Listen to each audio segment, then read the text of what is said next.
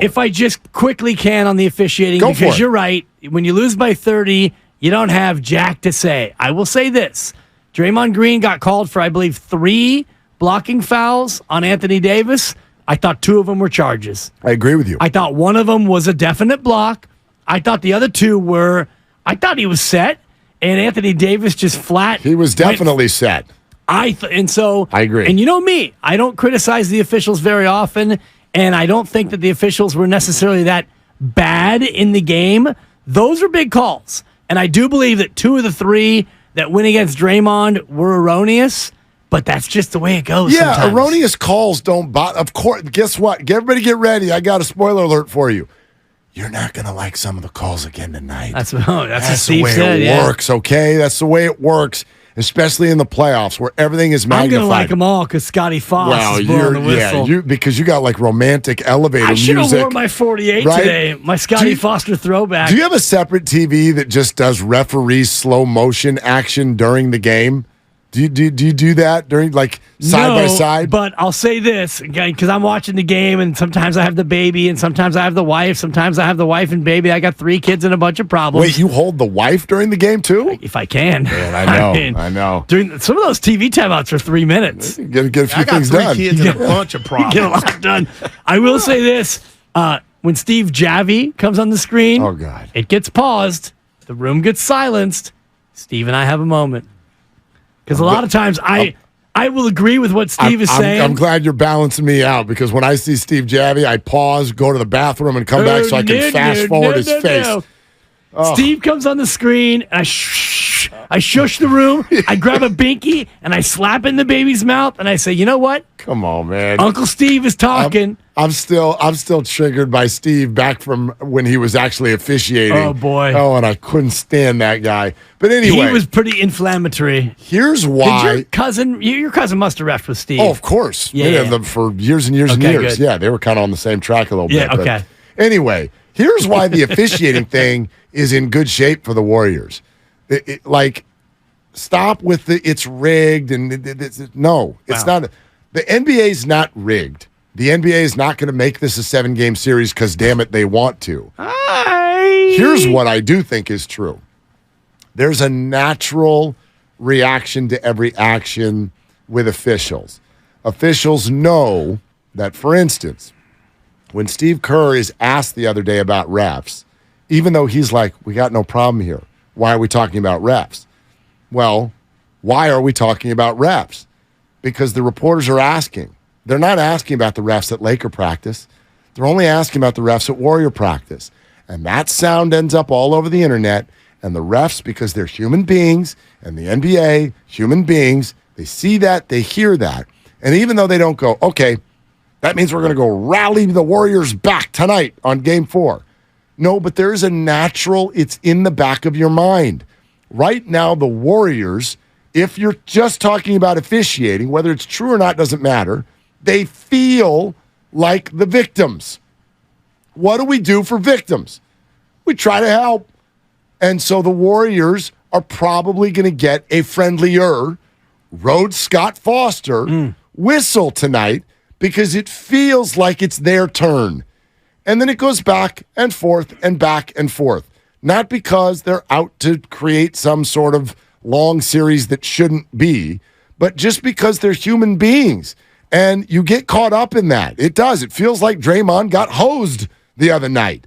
And so he won't tonight. That's how it usually goes. Couple 50-50 calls. And if you flip a coin 3 times and it comes up tails 3 consecutive times, it doesn't mean that the next time it's going to come up heads. It just means that 50-50 call, you got beaten 3 straight times, and it was maybe unfair. Now, these are more dramatic than a coin toss because this is your only viable AD stopping defender. And when he has to go to the sideline because he's in foul trouble and he didn't even play 23 minutes, and I know a lot of that was because we got into garbage time, but Draymond was neutralized in that game because he got into so much foul trouble. Yeah, absolutely. So the other one, the defensive 3 in the key, where DiVincenzo, he clears the key literally 3 times.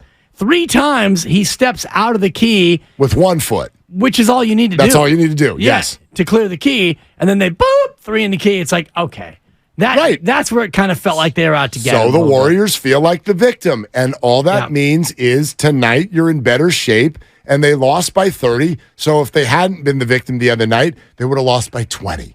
And then what? You wouldn't feel like the victim. Give me the 30-point loss and refs who feel like they owe the Warriors something, as opposed to a 20-point loss, and it feels like it was even Steven. So, yeah, the Warriors are the smaller team. They're not going to the free throw line for obvious reasons. They don't go inside, and the Lakers do. Right. But the Warriors feel like the victim, and I think that's going to help them tonight. That's all I got to say about the refs. Were there some calls I didn't like? Sure. Has there ever been a Warrior game in history where I didn't bark at my television because of the refs? No. Not in the playoffs. Game 2. And this is probably even in the midst of game 2. Well, Mark, this is the funny thing for me is because game 1, the Warriors commit 24 fouls, and we all lose our shift over it. Because you almost caught me off guard right there. You're in mid-sip. It's Monday. It's kind of my new go-to. Dog. And we all, sorry about that. You and I agreed that I wouldn't make you laugh. So we all lose it over 24 fouls. Game 2, the Warriors commit, wait for it, 24 fouls. And we don't say a word about it because the Warriors boat raced the Lakers. They motorboated them. As much as I would be frustrated with the refs, be frustrated with the Warriors for not being able to defend without fouling. Yeah. Now, there are a few things going on here that I will point out. And we said it already last week. Hey, Schroeder, keep your damn feet.